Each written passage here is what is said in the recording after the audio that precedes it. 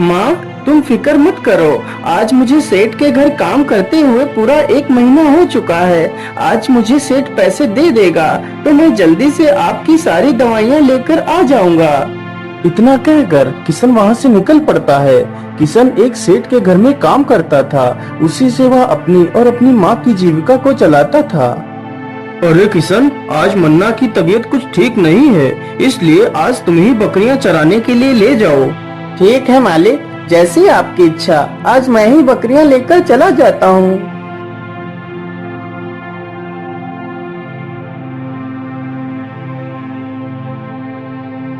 किशन सारी बकरियों को लेकर जंगल की तरफ निकल पड़ता है।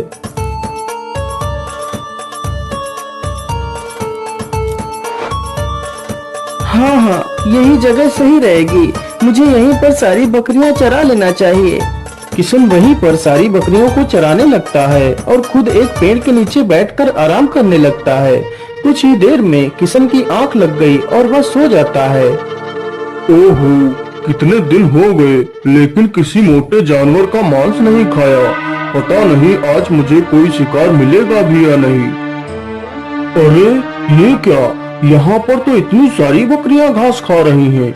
चलो चलो, इसी में से एक बकरी पकड़ लेता हूँ।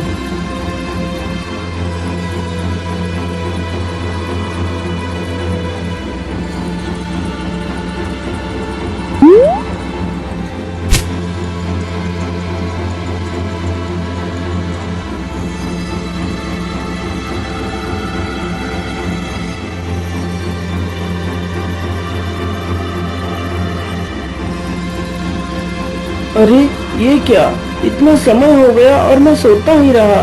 हे भगवान, मेरी सारी बकरियां कहाँ चली गई? आखिर सारी बकरियां यहाँ से कहाँ जा सकती हैं? चलो चलो, उस ओर चलता हूँ। जरूर मेरी सारी बकरियां उधर को ही गई होंगी।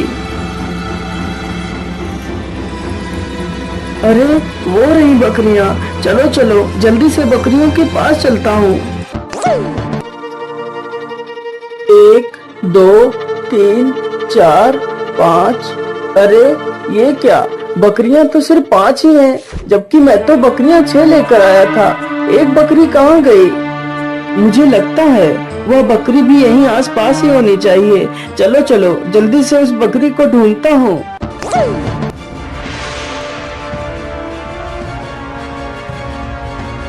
हे भगवान, वह बकरी तो आसपास कहीं नहीं दिखाई दे रही। क्या करूं? यदि बकरी नहीं मिली तो सेठ मुझे मार ही डालेगा। मैं ऐसा करता हूं, सारी बकरियां घर में जाकर छोड़ आता हूं, फिर उस बकरी को ढूंढता हूं। नहीं तो कहीं ये बकरी भी चली गई तो मैं क्या करूंगा? किशन जल्दी से सारी बकरियों को सेठ के घर ले जाता है। अरे किशन, बकरियां तो सिर्फ 5 ही हैं, एक बकरी कहाँ गई? पता नहीं मालिक, मैं सारी बकरियां चरा रहा था, लेकिन पता नहीं एक बकरी अचानक से कहाँ चली गई। अरे मूर्ख, तेरे रहते हुए बकरी गायब कैसे हो गई? जल्दी से जा और बकरी को ढूंढ कर ला, नहीं तो मैं तुझे नौकरी से निकाल दूंगा और तुझे एक भी पैसा नहीं दूंगा। बेचारा किशन जल्दी से वहाँ से बकरी ढूंढने के लिए निकल पड़ता है।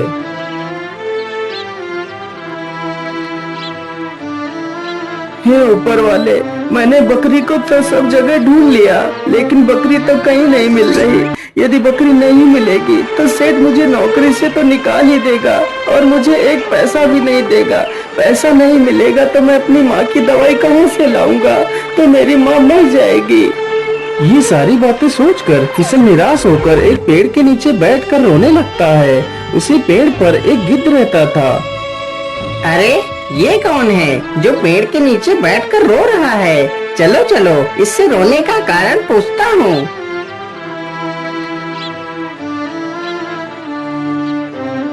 अरे भाई, तुम कौन हो और यहाँ पर बैठकर क्यों रो रहे हो? गिद्ध भैया, मेरा नाम किशन है। मैं सेठ करोड़ी मल के यहाँ पर नौकरी करता हूँ।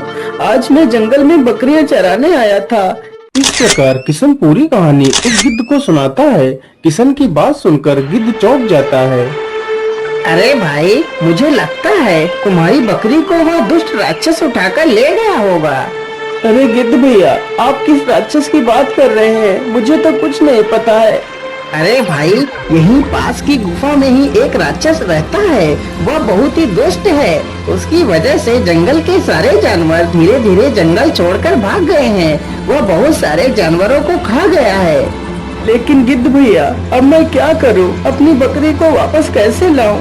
इसके लिए तो तुम्हें खुद उस राक्षस के पास जाना होगा। यदि वह राक्षस तुम्हें बकरी लौटा देता है तो बात बन सकती है, लेकिन ऐसा संभव नहीं है। नहीं नहीं गिद्धराज, कृपा कर मुझे उसकी गुफा के पास ले चलो। ठीक है भाई, यदि तुम्हारी यही इच्छा है तो चलो मेरे साथ।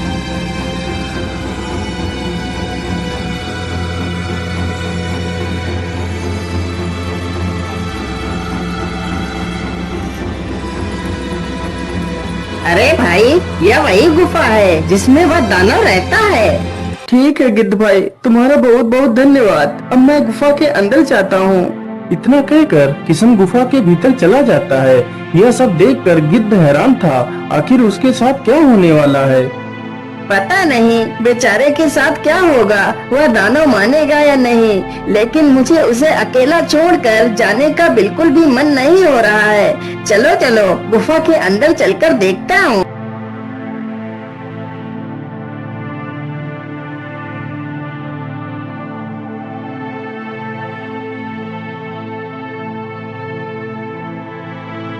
हे राक्षस देव, तुम मेरी बकरी को वापस कर दो। इसके बदले तुम मुझे खा लो। यदि तुम इस बकरी को खा लोगे तो मेरा सेठ मुझे पैसे नहीं देगा, और यदि पैसे नहीं मिले तो मैं अपनी बीमार माँ का इलाज नहीं कर पाऊंगा और मेरी माँ मर जाएगी। अच्छा अच्छा, ठीक है, मैं तुम्हें यह बकरी दे सकता हूँ, लेकिन इसके बदले मैं तुम्हारा मांस खाऊंगा। ठीक है राक्षस देवता, मैं तुम्हारी शर्त से मंजूर हूँ, लेकिन राक्षस देवता आप मुझे अभी मत खाइए। मैं पहले इस बकरी को सेठ के पास पहुँचा दूँ और उससे पैसे लेकर अपनी माँ को दे दूँ, फिर मैं तुम्हारा आहार बनने के लिए चला आऊँगा। लेकिन मैं तुम्हारी बात का यकीन क्यों करूँ? यदि तुम वापस नहीं आए तो? नहीं नहीं राक्षस देव, मैं तुम्हारे पास जरूर आऊँगा, मैं तुम्हें वचन देता हूँ। अच्छा अच्छा, ठीक है, मैं तुम्हारी बात पर विश्वास कर तुम्हें बकरी दे रहा हूँ, तुम इसे ले जा सकते हो। किशन तुरंत ही उस बकरी को लेकर वहाँ से चला जाता है। ये लीजिए सेठ जी, आपकी बकरी। अब आप मुझे मेरे मेहनत के पैसे दे दीजिए। सेठ तुरंत ही उसे उसकी मेहनत के पैसे दे देता है। किशन पैसे लेकर तुरंत बाजार जाता है और अपनी माँ के लिए दवाई खरीद कर अपने घर चला जाता है। ये लीजिए माँ, मैं आपके लिए दवाई ले आया हूँ, इसे खा लीजिए, आप जल्दी ठीक हो जाएंगी। और ये लीजिए मेरी मेहनत के पैसे, इन पैसों को रख लीजिए माँ। लेकिन बेटा, तुम यह पैसे मुझे क्यों दे रहे हो? माँ, आज मैं शहर जा रहा हूँ, मुझे वहाँ बहुत बड़ा काम मिल गया है। अब मैं भी बहुत सारे पैसे कमाऊंगा माँ। नहीं नहीं बेटा, मुझे ढेर सारे पैसे नहीं चाहिए। तेरे सिवा मेरा इस दुनिया में है ही कौन? तू मेरी आंखों के सामने रहेगा तो तुझे देख तो पाऊंगी। अरे माँ, बस कुछ दिनों की तो बात है, मैं जल्दी ही वापस आ जाऊंगा। अच्छा माँ, अब मैं चलता हूँ। इतना कहकर किशन जंगल की तरफ निकल पड़ता है।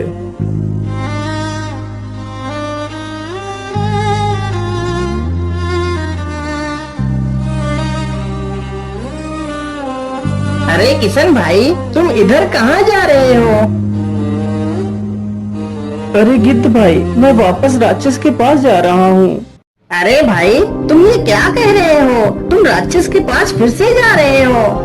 हाँ गिद्ध भाई, मैं ठीक कह रहा हूँ। मैंने उस राक्षस को लौटने का वचन दिया था, इसलिए मुझे जाना ही होगा। इतना कहकर किशन वहाँ से चल पड़ता है। हे भगवान, इस इंसान को क्या हो गया है? ये जानबूझकर अपनी जान क्यों लेना चाहता है? अरे नहीं नहीं, मुझे इसे बचाना ही होगा।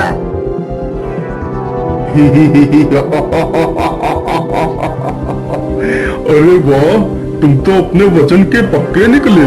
मुझे तो लगा था कि तुम वापस नहीं आओगे, लेकिन तुम तो आ गए। इतना कहकर वो राक्षस उसे मार देता है और उसके मांस को खाने लगता है। हे भगवान, ये क्या हो गया? इस बेचारे ने तो अपनी माँ के लिए अपनी जान दे दी। अरे नहीं नहीं, मुझे ऐसे महान पुत्र के लिए कुछ ना कुछ तो करना ही पड़ेगा। मैं ऐसा करता हूँ, जब यह दानव इसका मांस खाकर इसकी हड्डियाँ फेंक देगा तो मैं इसकी हड्डियाँ उठाकर तपस्वी बाबा के पास ले जाऊंगा और जरूर इसे कुछ ना कुछ करके जीवित कर देंगे। अरे वाह वाह, आज तो मेरा पेट पूरी तरह भर चुका है। चलो चलो, थोड़ा सा सो लेता हूँ। इतना कहकर राक्षस सो जाता है। गिद्ध तुरंत ही मौका देखकर उसकी सारी हड्डियां कपड़े में रख कर वहाँ से उड़ जाता है।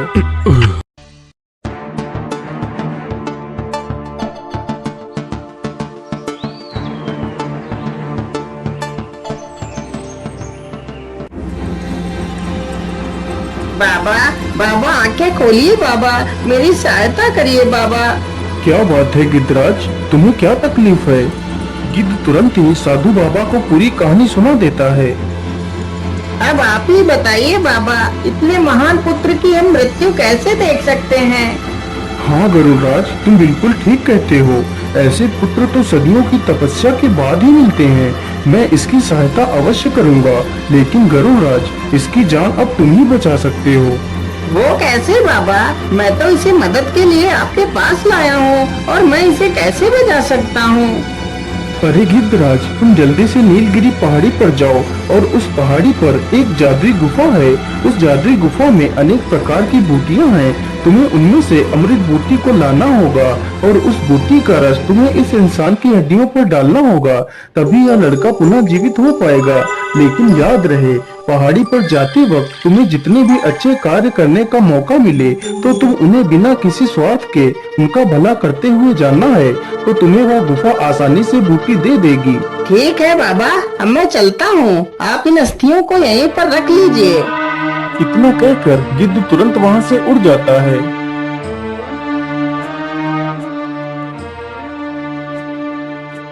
हाय हाय, मैं तो लुट गया। अब मैं क्या खाऊंगा और अपने बच्चों को क्या खिलाऊंगा? अरे ये क्या? ये किसान रो क्यों रहा है? बाबा ने कहा था कि जो भी तुम्हें कोई तकलीफ में दिखे तुम उसकी निस्वार्थ मदद करना। चलो चलो, इससे इसका रोने का कारण पूछते हैं। अरे किसान भैया, तुम्हें क्या हुआ? तुम क्यों रो रहे हो? क्या बताओ गिद्ध भाई, मेरा नाम लल्लन है। मैं जब भी अपने खेत में कोई फसल बोता हूँ तो खेत में मौजूद सारे चूहे अनाज के दानों को खा जाते हैं। मैं बहुत परेशान हूँ। आखिर मैं क्या करूँ? इन चूहों को कैसे भगा? अरे किसान भाई, आप दुखी मत होइए, मैं इन चूहों को मार भगाता हूँ। अरे ओ चूहों, ध्यान से सुनो, मैं गरुड़राज तुम सारे चूहों को खेत से बाहर आने का आदेश देता हूँ। जल्दी से खेत से बाहर आओ, नहीं तो मैं तुम सबको मार डालूंगा। अरे बाप रे बाप, यह नई मुसीबत कहाँ से आ गई? यदि हम खेत से बाहर नहीं गए तो यह गरुड़ हमें मार डालेगा। इतना कहकर खेत के सारे चूहे गरुड़ के पास जाते हैं। जी महाराज, आपने हमें बुलाया, बोलिए क्या बात है महाराज? हमसे कोई भूल हो गई है क्या महाराज? हाँ, तुम लोगों से बहुत बड़ी भूल हुई है। तुम लोग इस किसान की फसल हर बार नष्ट क्यों कर देते हो? महाराज, यह तो हमारा स्वभाव है। हमें भूख लगती है तो हम लोग अनाज खा लेते हैं। लेकिन यह तो गलत है। तुम लोग तो फसल तैयार भी नहीं होने देते, खेत में बीज डालते ही उसे खा जाते हो। यदि भूख लगती है तो तुम लोगों को थोड़ा सा चल फिर कर अपने लिए भोजन का इंतजाम करना चाहिए, जिससे तुम्हें भी तकलीफ ना हो और तुम्हारी वजह से कोई और भी ना रोए। ठीक है महाराज, हमसे गलती हो गई। आगे से ऐसी कोई गलती नहीं होगी महाराज, हमें क्षमा कर दीजिए। ठीक है, अब तुम लोग वापस अपने बिल में जा सकते हो। सारे चूहे तुरंत ही वहाँ से भागकर अपने बिल में घुस जाते हैं। किसान गरुड़ का धन्यवाद करता है। गरुड़ वहाँ से निकल पड़ता है।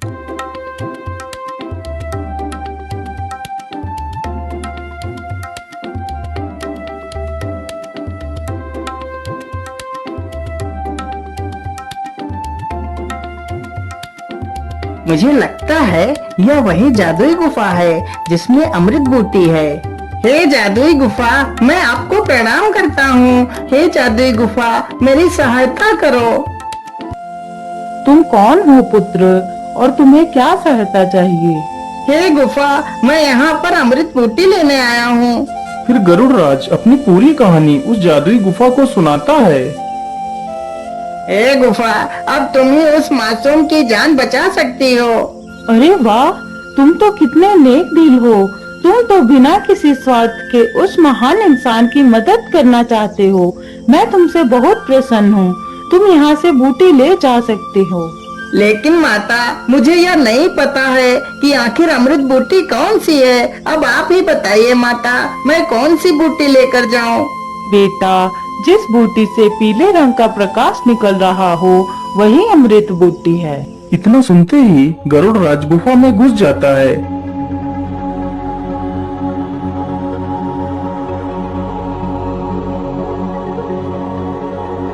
अरे बाप रे बाप, यहाँ पर तो कितनी सारी बूटियाँ हैं। पता नहीं अमृत बूटी कहाँ पर है। अरे वो रही अमृत बूटी। चलो चलो, जल्दी से बूटी को उठा लेता हूँ।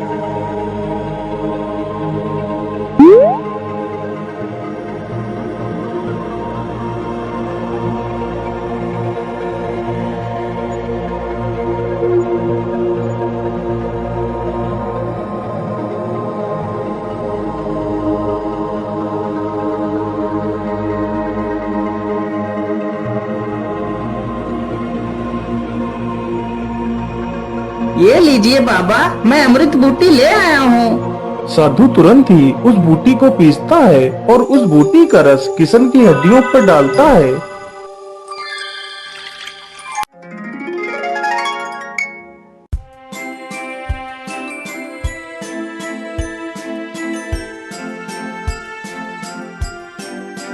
अरे, मैं जीवित कैसे हो गया? मुझे तो उस दानव ने खा लिया था।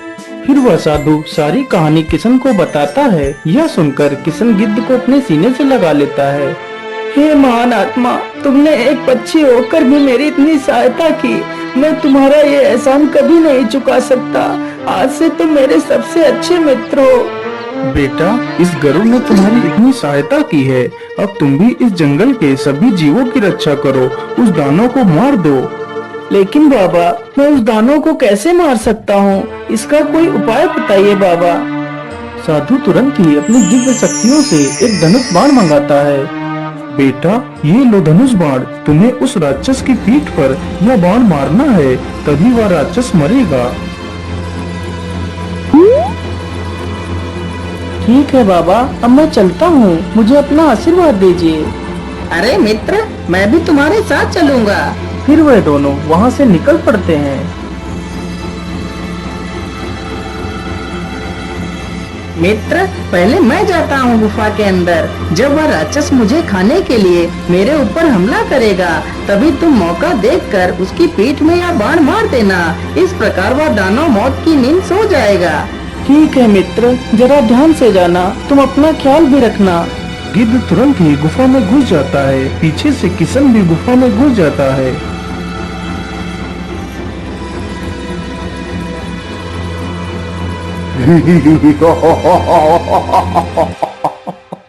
अरे वाह, आज तो शिकार खुद चलकर मेरे मुंह में आ गया।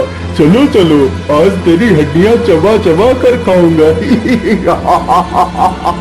दानव जैसे ही गिद्ध की तरफ बढ़ता है तो गिद्ध उड़ जाता है। तभी किशन मौका देखकर पांव चला देता है।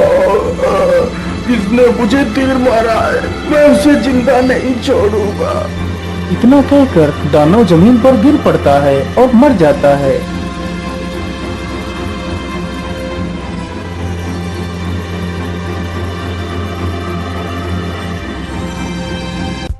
पुत्र, तुम तो बहुत वीर हो। तुमने इस जंगल को नष्ट होने से बचा लिया। मैं तुमसे बहुत प्रसन्न हूँ, इसलिए मैं तुम्हें कुछ देना चाहता हूँ।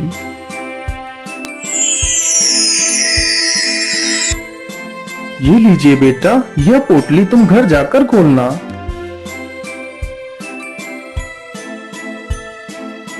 ठीक है बाबा, अब मैं चलता हूँ। मेरी माँ मेरे बिना परेशान हो रही होगी। इतना कहकर किशन वहाँ से चला जाता है।